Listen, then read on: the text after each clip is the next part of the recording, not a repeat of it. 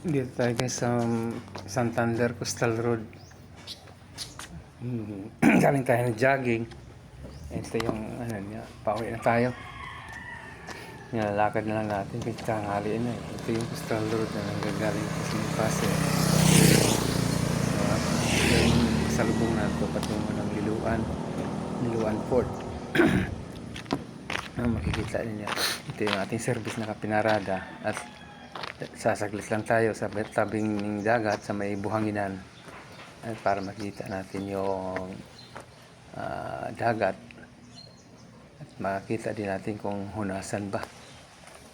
Ayan na, dito mga bakawan, mga puno ng bakawan. Ayan, so medyo hunasan guys. Ayan na, ganda, makikita mo na yung medyo hunasan lang. Makita mo yung Dumaguete City, yung isla ng Negros Oriental. Maraming salamat guys.